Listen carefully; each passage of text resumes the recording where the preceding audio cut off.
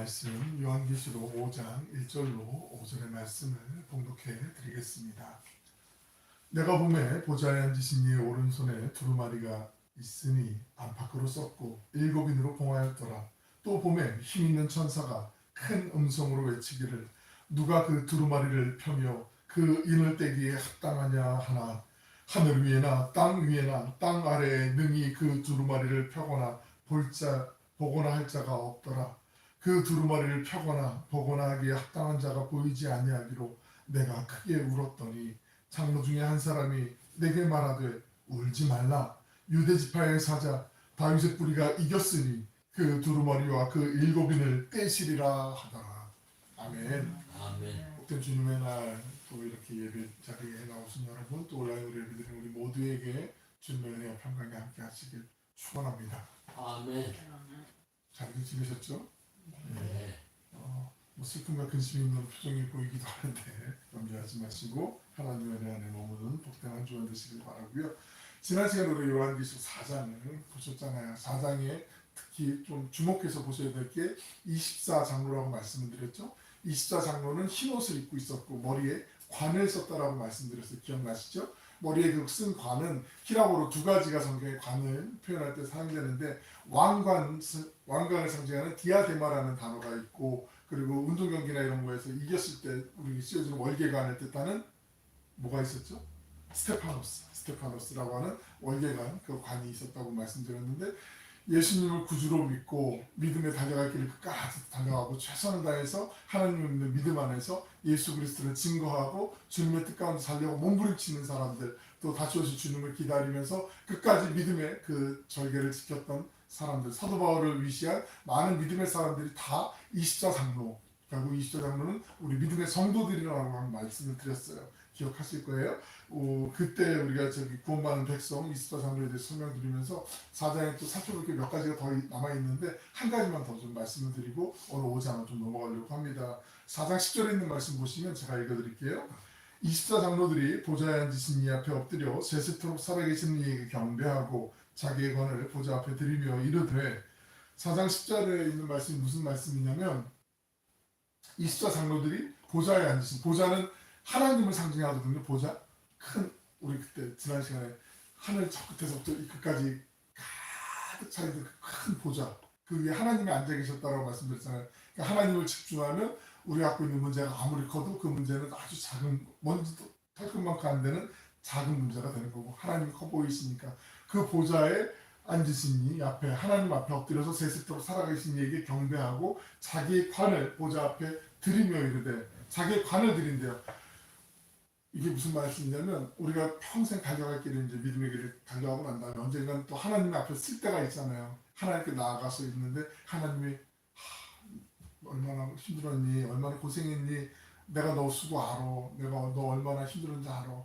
그 오늘의 교회 이런 몇 명 되지도 않는 그 개척교회 그 조그만 교회 자리 지키고 예배 빠지지 않고 열심히 힘들 때도 있는데 여러 가지 일들도 있는데 지켜줘서 얼마나 고마운지 몰라. 이런 등등의 칭찬들, 그 얼마나 어렵고 힘든데 그 상황에서도 또 다른 나라 선교사님들, 또 다른 나라 또 어려운 사람들을 도와주겠다고 그렇게 열심히 헌신했던 거 내가 다 기억하고 있어. 여기 봐봐, 이게 다 있잖아. 그리고 하나님이 칭찬해 주시면서 우리의 관을 씌워주시는 거예요. 면류관을 씌워주시는 거예요. 언젠가 그날이 올 거예요. 받으실 거예요. 아멘. 기대가 되시죠? 네, 저도 기대가 돼요. 그때 그 면류관을 딱 받았는데 그 면류관을 다시 벗어갖고 하나님께 드리면서, 오늘 우리 임례송으로 25장 면류관 벗어서 이 찬양 있잖아요. 그게 오늘 이 말씀을 기초로 해서 만들어진 찬양이거든요. 그 관을 드리면서 이렇게 말하는 거죠. 하나님, 아니에요. 제가 정말 믿음 다른 사람하고 비교해 보니까 옆집에 누구 김집사님보다 누구보다 내가 더 열심히 해서 이렇게 난 당연히 받아야지 뭐 이렇게 생각하고 받는 거라고 생각했는데 지금 생각해보니까 아니네요. 여기까지 왔던 것도 하나님의 은혜였고 하나님이 저를 붙잡아 주시고 하나님이 저랑 목자 되시고 인도해 주셔서 여기까지 왔고, 이 하나님의 상급을 제가 받을 수 없는데 예수 그리스도 믿는 믿음 그거 하나 보시고 저에게 하나님의 자녀 삼아 주시고 이 어마어마한 이 면류관을 허락해 주셨는데, 아닙니다 하나님, 이거 제가 받을 수 없습니다. 이거 하나님 다시 돌려드릴게요. 지금 이 장면이에요. 이게 이해가 되시나요? 머릿속에 그림을 좀 그려주세요. 네.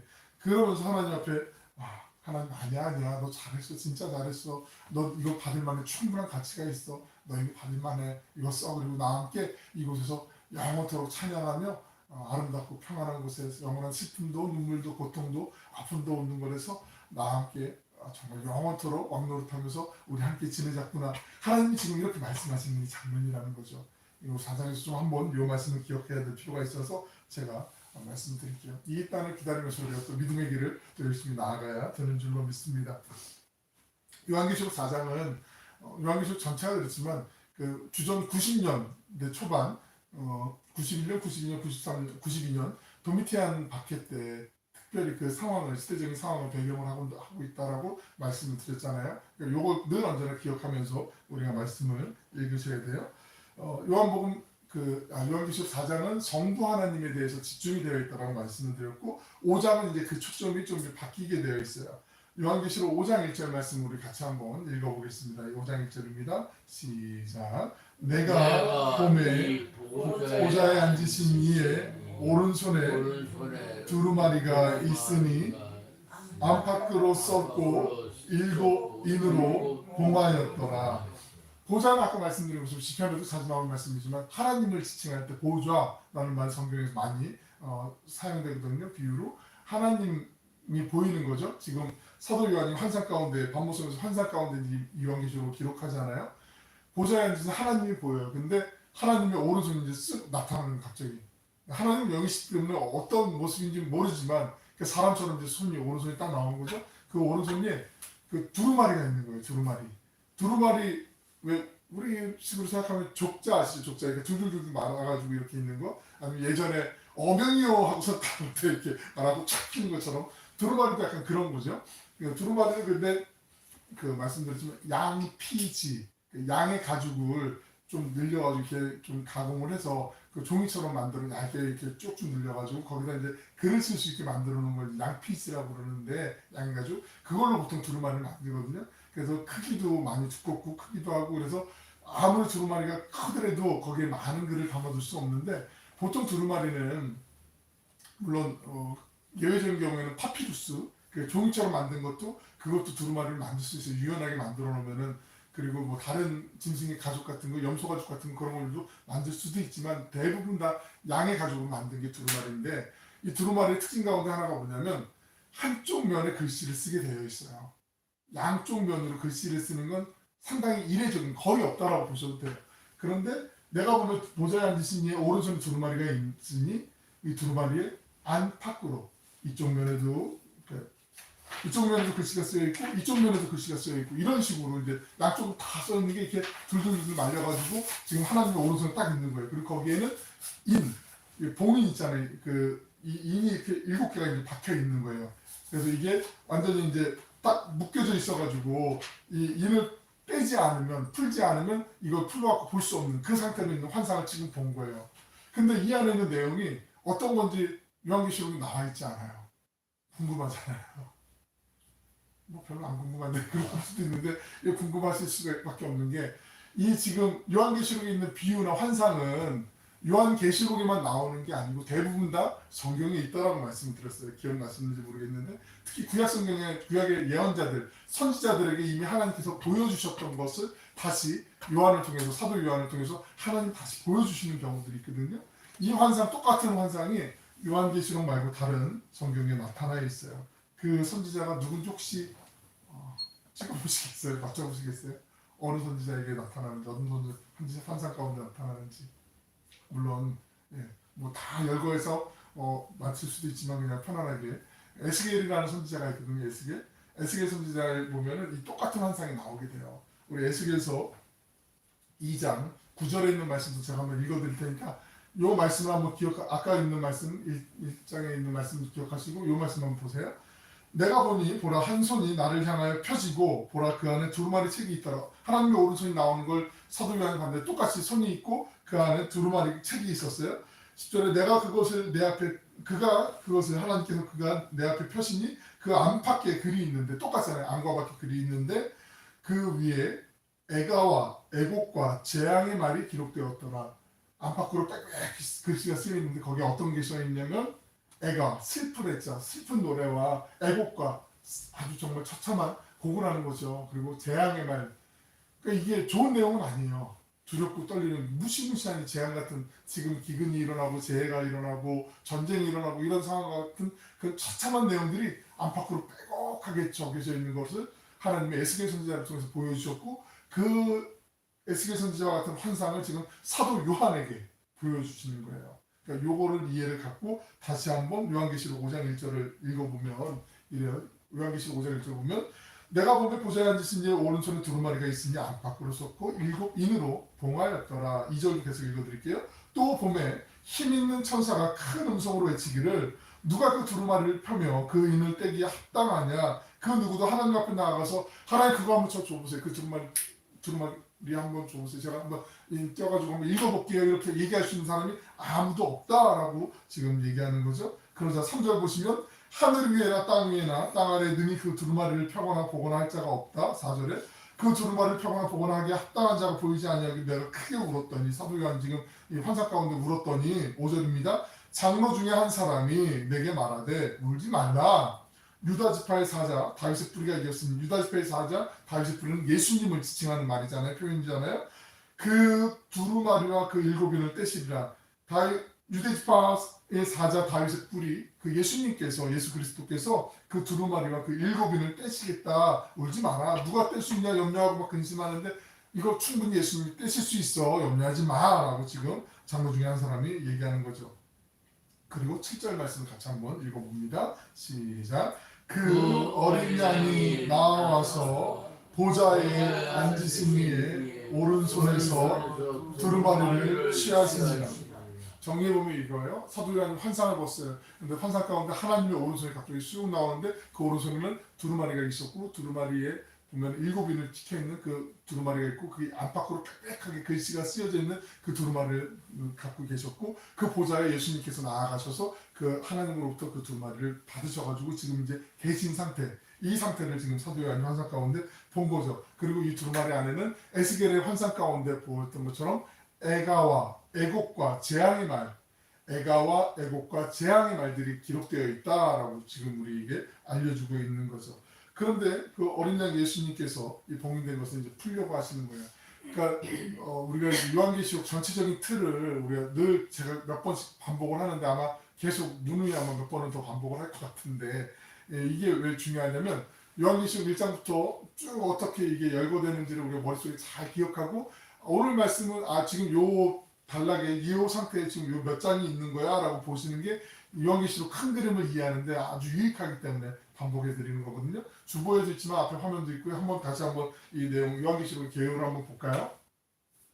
1장은 뭐죠? 서론이죠. 2장하고 3장은 이 사도 요한이 환상을 본 당시에 도미티안 밖에 그 시대에 그 소아시아 지역에 있던 7교회 교회 다 7교회만 있는 게 아니고 여러 교회 중에 그 대표적인 7교회 예수님 이전에도 예수님 때에도 지금 오늘날에도 주님 오실 때까지 있을 수 있는 교회들의 여러 현상들을 우리에게 보여주시기 위해서 나타난 교회 7교회가 있고요. 그리고 4장하고 5장은 하늘의 예배 이 핍박 가운데 박해 가운데 있었던 그 2, 3장을 그 동시대에 하늘에서 어떤 예배가 있었는가 4장은 하나님을 중심으로 5장은 예수님을 중심으로 예배가 진행되고 있다. 그리고 6장부터 16장까지는 좀 난해한 부분이긴 한데 여기는 크게 4개의 사이클이 이렇게 반복된다라고 말씀드렸어요. 4개의 사이클은 뭐죠? 첫 번째는 7개의 인, 오늘부터 시작하는 그 7개의 인, 그 봉인할 때 그 봉인이고 두 번째는 7개의 나팔, 세 번째는 7개의 표적, 이적과 표적, 그리고 네 번째는 7개의 대적,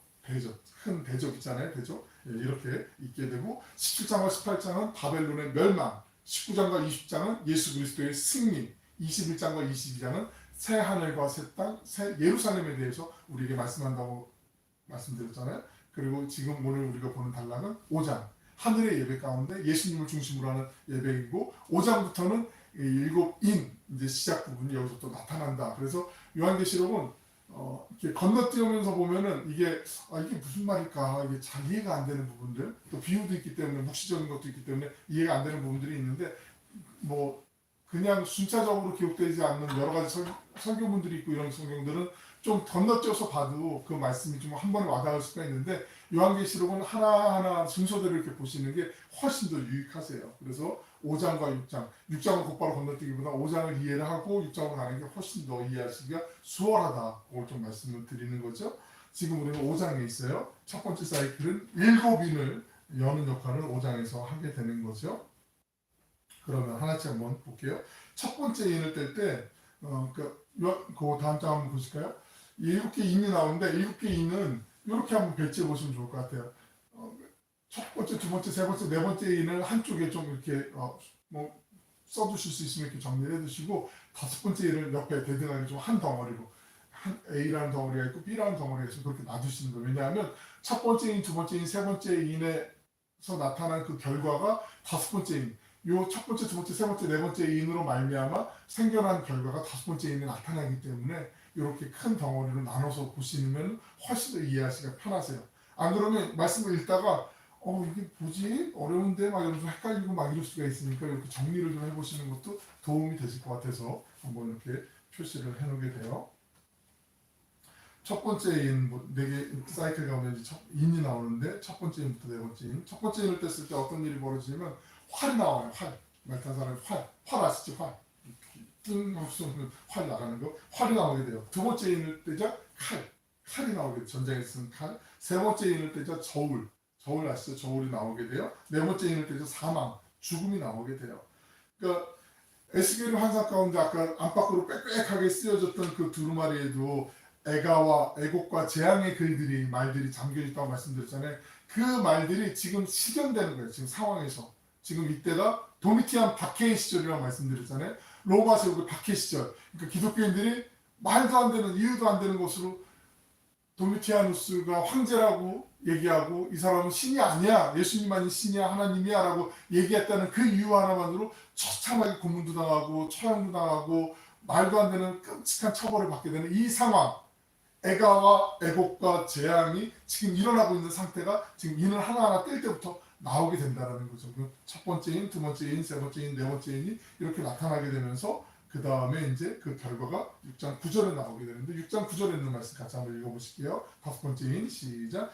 다섯째 인을 떼실 때에 내가 보니 하나님의 말씀과 그들이 가진 증거로 말미암아 죽임을 당한 영혼들이 제단 아래에 있어. 다섯 번째 인을 떼니까 하나님의 말씀과 그들이 가진 증거로 말미암아 죽음을 당한 영혼들이 앞에 4개의 그 인을 떼고 난 다음에 그 결과로 사람들이 죽게 된다. 이 말씀을 하는 거거든요. 한 장 한번 넘겨볼까요? 첫 번째 인은 활이었고 두 번째는 칼이 나타난다고 말씀드렸어요. 세 번째는 저울. 저울은 이 경제적인 어려움을 얘기하는 거죠. 저울이. 이때 당시에 예수님을 믿는 사람들에게 어떤 식으로 횡포를 부렸냐면 예를 들어서 마트 같은 데 저렴하게 파는 것도 많이 있고 뭐 할 텐데 장을 보려고 하는데 일반 사람들, 로마 사람들이 장을 볼 때보다 최소 8배 이상 가격을 매겨가지고 이 사람을 사게 했어요.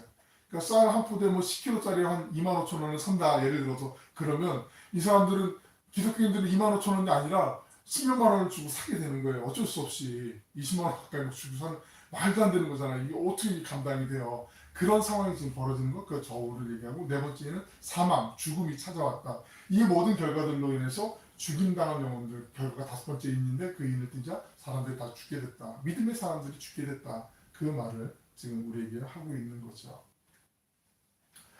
첫 번째부터 네 번째까지 경계와 그들이 가진 증거로 말미암아 죽임을 당한 영혼들이라고 말씀해요. 그러니까 이게 아무나 다 죽었다는 얘기가 아니라 난 예수님을 믿고 예수님을 신실하게 믿고 따르려고 했던 사람들, 그 믿음대로 지키면서 살아가려고 했던 사람들에게 이런 어려움이 생겼다라는 거죠.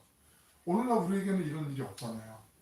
예수 믿어서 뭐 약간 좀 주변에 아는 사람들이 빈정거리거나 약간 이럴 수는 있을지 모르지만 마음 상하게 약간 긁어놓거나 이런 일은 있을지 모르지만 예수님 믿는 것 때문에 당신 다음 달부터 수도요금 8배 더 내. 뭐 이런 식으로 나오지는 않잖아요. 물론 무슬림들이 있는 나라에서는 예수님을 믿기 때문에 지금도 그렇게 피해를 보거나 어려움을 겪는 경우들이 종종 왕왕 일어나요. 그래서 뭐 해외 토픽 같은 데 뉴스에 나오긴 하지만 대체적으로 봤을 때 우리는 이런 건 상상을 지금 못할 수 있는 상황이란 말이죠. 박해가 없잖아요. 핍박이 없잖아요. 그런데 지금 이 상시에는 그 활이 나오고 칼이 나오고 저울 경제적인 어려움이 있고 그리고 사망이 직접적으로 나타난 그런 상황들이었다라는 걸 얘기하는 거죠.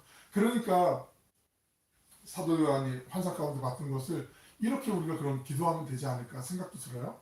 하나님 지금 그 인을 떼시면 안 돼요. 떼지 마세요. 예수님 그거 떼지 마세요. 그 인을 떼시면 그냥 나쁜 사람들, 저 사탄의 조물아기 같은 저런 녀석들이 혼을 나거나 저 녀석들이 야단을 맞는 게 아니라 우리 신실한 믿음을 지키려고 하는 믿음의 사람들, 우리 형제 자매들이 지금 고난을 받게 되고 죽음을 맞이하게 되잖아요. 하나님 그 인을 떼시면 안 돼요 라고 기도할 수 있을까요? 아닐까요? 있을까요? 아닐까요? 당연히 기도할 수 있겠죠. 하나님 예수 믿는데 이렇게 억울하게, 예수 믿는데 이렇게 고생하게, 예수 믿는데 이렇게 힘들게, 이거 너무하잖아요. 하나님 좀 이거 고통 없애주세요. 힘들게 없애주세요. 충분히 기도할 수 있죠. 왜 못하겠어요? 그렇게 기도하죠. 그런데 지금 상황이 그런 상황이 아니란 말이죠. 하나님께서 지금 인이 떼어지지 않게 해주세요. 기도할 수 있는 상황인데 너무나도 역설적인 것은 본문에 보면 이 인을 떼시는 분이 우리가 말씀을 이미 읽었지만 누구라고 얘기하죠? 요한계시록 6장 1절 우리 말씀 한번 보세요. 읽어보시면 내가 보매 어린 양이 7인 중에 하나를 떼시는데 이 어린 양이 누구예요? 어린 양 예수 그리스도잖아요. 그러니까 그 인을 떼면 어려움을 당해요. 환난을 당해요. 죽음을 맞이하게 되어 있는데 그 인을 떼시는 분이 예수님이라고 지금 말씀하는 거예요. 이게 얼마나 역설이에요. 이해가 되세요? 하나님 지금 뭐예요? 지금 우리 지금 어려움 속에 좀 보호해 주시려도 지금 시험찬을 팠는데 지금 이걸 떼면은 지금 활이 나오고 칼이 나오고 재정적인 어려움을 당하게 되고 사망이 지금 우리 앞에 칼끝이 지금 우리 목을 겨누고 있는데 지금 우리 보고 어떻게 하란 말이에요? 라고 지금 절망하지 않겠어요? 억울하고 막 억장이 무너지는 마음 생기지 않겠어요? 예수님이 그 인을 떼신단 말이에요? 이해가 안 되죠. 난해하죠. 지금 이해가 안 되는 부분이란 말이죠. 우리 요한계시록 처음 볼 때 말씀드렸는데 지금 예수님은 어디에 계시죠? 예수님은? 요한계시록 이 말씀 중에 네, 모르실 줄 알고 준비를 했어요. 예수님은 지금 교회들 사이에, 교회 가운데 계시다라고 말씀을 드렸잖아요. 예수님께서 지금 교회 7촛대와 7사자들을 교회와 지금 교회 지도자를 붙잡고 교회 사이를 거닐고 다니신다라고 1장 하반부에 보시면 나와 있어요. 그런데 지금 예수님께서 이 고난 가운데 교회 한복판에 계시는데 지금 이 인을 떼신다라는 거죠. 조금 더 깊이 들어가 볼게요. 첫 번째부터 네 번째 인까지 활과 칼과 저울, 경제적인 것과 사망으로 나타난 결과인 다섯 번째 인을 뜰 때 하나님의 말씀과 그들이 가진 증거로 인해서 죽임을 당한 사람들, 이 죽임을 당한 사람들은 그러니까 예수님을 믿는 믿음을 지키다가 죽었던 그 사람들을 얘기하겠죠. 이때 당시의 사람들. 그리고 넓은 의미에서는 예전에도 오늘도 앞으로도 예수님을 믿는 믿음으로 살아가려고 하는 사람들, 고난 가운데 있는 사람들을 다 아우르는 표현이라고 이해하셔도 돼요. 그런데 보면 요한계시록 6장 9절을 보시면 죽임을 당한 사람들을 수식하는 말을 우리가 좀 유심히 볼 필요가 있어요. 죽임을 당한 사람들이 왜 죽임을 당했냐 보니까 하나님의 말씀과 그들이 가진 증거로 말미암아 죽임을 당했다고 얘기해요. 하나님의 말씀을 붙잡고 그들이 가진 증거, 이 증거는 뭐냐면 예수님은 그리스도세요. 예수님을 믿어야 구원받으세요. 예수님을 믿어야 하나님 나라의 영원한 나라에 우리가 부활하며 살아갈 수가 있습니다 라고 얘기했던 그 증인들, 증거들로 인해서 죽임을 당했다라고 얘기하는 거죠. 무슨 얘기인지 아시겠어요? 이 죽임을 당한 사람들은 하나님의 말씀 붙잡고 있었고 믿었고 그리고 그들이 가진 증거, 예수님은 그리스도시다, 예수님만이 하나님이시다 라고 가졌던 그 기억 때문에, 그 믿음 때문에 고난을 받았다라고 얘기해요. 근데 이 표현이 여기에만 나오는 게 아니에요. 다시 1장으로 돌아가면 1장에도 이 표현이 나오는데 지금 사도 요한이 1장에서 어떻게 표현하냐면 사도 요한이 자기 애를 통해서 얘기를 하는 게 9절에 있는 말씀 읽어드릴게요. 보세요. 나 요한은 너희 형제요 예수의 환난과 나라와 참음에 동참하는 자가 하나님의 말씀과 예수를 증언하였으므로 말미암아 담보라는 섬에 있었더니 6장 9절에 있는 표현이 마찬가지로 하나님의 말씀과 예수를 증언했기 때문에 나 사도 요한은 지금 반발하는 섬에 갇혀서 지금 유배당해 있어. 내가 지금 감옥에 갇혀 있어 라고 얘기하는 거고요. 당신들도 지금 나처럼 지금 하나님의 말씀을 지키고 예수님을 증언했기 때문에 지금 어려움, 첫 번째, 두 번째, 세 번째, 네 번째 인을 띄고 다섯 번째 인 죽음을 맞이하고 있어 라고 지금 사도 요한이 얘기하고 있는 거죠. 1장 2절도 보시면 요한은 하나님의 말씀과 예수 그리스도의 증거, 곧 자기가 본 것을 다 증언하였느니라. 계속해서 지금 사도 요한이 이 표현을 즐겨 써요. 하나님의 말씀과 예수 그리스도의 증거를 때문에 내가 지금 어려움을 받고 있는데 여러분도 지금 이 편지를 읽고 있는 여러분도 지금 나처럼 이런 고난을 받고 있습니다 라고 그렇게 얘기하고 있는 거죠. 활과 칼과 저울과 사망과 7인의 네 개의 인은 도미티안 박해시대 때의 상황을 묵시적으로 좀 우리에게 표현해주고 있는 건데 다섯 번째 인은 하나님의 말씀과 그들이 가진 증거로 인해서 사람들이 다 죽게 된다라고 말씀하고 있어요. 근데 중요한 게 하나가 있어요. 하나님의 말씀과 그들이 가진 증거로 말미암아 죽임을 당한 사람들이 도대체 어디 있냐는, 어디, 그 죽임 당한 사람들이 어디 있느냐, 이게 오늘 이 6장 9절에 있는 말씀의 핵심이거든요. 핵심. 6장 9절 말씀 다시 읽어드릴 테니까 눈으로 한번 보세요. 다섯째 인을 떼실 때 내가 보니 하나님의 말씀과 그들이 가진 증거로 말미암아 죽임을 당한 영혼들이 어디 있다고 하죠? 제단 아래에 있다. 제단 아래에 있다. 하나님의 말씀과 그들이 가진 증거로 말미암아 죽임당한 영혼들이 지금 제단 아래에 있다라고 말씀하고 있어요. 이게 무슨 말일까? 이게 일곱인의 핵심이거든요. 그런데 오늘 시간이 안 될 것 같아서 이건 다음 시간에 우리가 좀 보도록 할게요. 사랑하고 축복하는 여러분, 우리 안에 일어나는 어떤 일도요 우연한 일은 없어요. 아유, 오늘 참 재수없네, 오늘 참 운이 좋으네, 이게 믿지 않는 사람들한테 통할지 모르지만 그리스도인에게 통하지 않아요. 왜냐하면 믿지 않는 사람들에게도 마찬가지인데, 온 우주 만물을 말씀으로 창조하신 하나님은 지금도 온 우주 만물을 다스리고 계시고 역사를 주관하고 계세요. 하나님이 다스리시는 건 하나님이 섭리, 하나님이 이끌어 가시는 거예요. 하나하나 이게 자칫 잘못 생각하면, 우리의 아둔한 생각으로 생각하면 하나님 너무나 간섭하시는 거 아니에요 라고 생각할 수 있는데, 간섭이 아니고 하나님 우리에게 최대한 자유를 맡겨주시죠. 그래서 우리에게 자유의지, 내가 결정할 수 있는 의지를 주셨잖아요. 대표적인 게 에덴 동산에서 선악과 사건이잖아요. 선을 에덴 동산 중앙에 하나님께서 두 나무를 심어 놓으셨어요. 하나는 생명나무였고 하나는 선악을 알게 하는 나무였어요. 하나님이 아담하고 하와에게 얘기하시죠. 아담아 이거 다 믿을 거야. 그런데 선과 악을 알게 하는 이 나무, 이 과실만은 너희들 건들지 마. 이건 안 돼. 그것은 그럼 하나님 주려면 다 주지, 기분 나쁘게 왜 그거 하나 빼가지고. 우리는 늘 하나님께 그런 표현을 하거든요. 주신 게 너무나도 많은데 꼭 하나 안 준 거, 내가 필요하다고 생각하는 꼭 하나 그거 안 준 거 삐져가지고 그것 때문에 하나님 안 줬어요, 왜 그러세요, 이렇게 막 따질 때가 많이 있는데, 그게 아니라 그건 하나님의 영역을, 하나님의 것을 존중해주기 위해서 남겨둔 상징과도 같은 것이거든요. 근데 인간은 자꾸 하나님처럼 되고 싶어하는 욕망이 있잖아요. 그러니까 바벨탑도 막 쌓아가는 거고 내 스스로를 막 돋보이고 싶어하는 그 우쭐한 그 교만함이 있단 말이죠. 하나님은 그때 아니야, 이걸 다라고 생각하면서 우리를 겸허하게 만들어주시는 장치들이 있는 것처럼 하나님께서 우리를 자유의지를 주시고 자율성을 주신단 말이죠. 우리가 스스로 선과학을 분별할 수 있는 분별력을 갖게. 우리에게는 어떠한 하나도 우연히 일어난 게 없어요. 하나님의 섭리고 내가 어떻게 붙잡고 의지를 일으켜서 그걸 붙잡고 성취하느냐에 따라서 이게 하나님의 기쁨이 될 수도 있고 하나님께 영광이 될 수도 있고 하나님의 영광을 가리우는 일이 될 수도 있어요. 그 선택의 그 갈림길에서는 우리가 선택을 하는 것이요.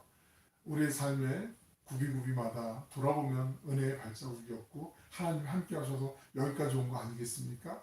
이 한 주간도 주님 살아계신 하나님께서 지금 이 초대교회 말도 안 되는, 이해할 수 없는, 도저히 이해할 수 없잖아요. 내가 지금 예수님 신실하게 믿고 있는데 예수를 그리스도라고 증언했고 하나님 말씀 붙잡고 있는 사람들인데 하나의 인이 떨어질 때마다 더 큰 어려움이 닥쳐오고 더 큰 환난이 닥쳐오고 현실적으로 죽음이 지금 코앞에 다가오는 이 위기 가운데서도 하나님 믿음을 지키고 살아가는 사람들에게 주시는 그 은혜가 어떤 것인지 우리가 삶을 통해서 기도하며 하나님과 동행하면서 맛보는 그 복된 한 주간 되시길 주님의 이름으로 간절히 축원합니다. 아멘. 기도하겠습니다. 사랑과 은혜가 풍성하시고 자비로우신 아버지 하나님, 복된 주님의 날 환난과 가난과 고통과 어려움 가운데 죽임을 말도 안 되는 그 상황 가운데 겪게 되는 초대교회 믿음의 선진들의 이야기를 잠시 나누었습니다. 어쩌면 이 세상에도 우리가 알진 못하지만 뉴스를 통해서 간접적으로나마 접하지만 무고한 많은 생명들이 이 땅에서의 삶을 다 내려놓게 되는 그런 상황들도 많이 있음을 우리가 듣게 되고 보게 됩니다. 하나님 그 속에서 하나님 어디 계시냐고 따지듯이 우리가 절망할 때도 많이 있지만 하나님 그 모든 역사 가운데 하나님의 그 선하심이 있고 하나님의 섭리가 있고 우리가 다 이해할 수 없는 하나님의 그 인도하심이 있는 줄로 믿습니다. 때로는 다 이해할 수 없고 헤아릴 수 없어도 언제나 악한 것도 선으로 바꿔주시는 하나님, 우리를 복된 길로 인도하시는 주님을 갈망하는 한 주간 되길 원하고 날마다 임마누엘의 은혜를 누리는 우리 모든 믿음의 권속들이 되길 원합니다. 주님께로 더 가까이 나아가는 이 한 주간 되게 하시고 하나님의 은혜 안에 머물며 주님의 그 크고 광대하심을 찬양하고 하나님의 그 은혜를 찬양하며 감사하며 사랑하며 그 우리에게 주신 사랑을 또 흘려보내는 행복한 한 주간 되게 하여 주시옵소서. 감사드리며 예수님의 이름으로 기도 올리옵나이다. 아멘. 아멘.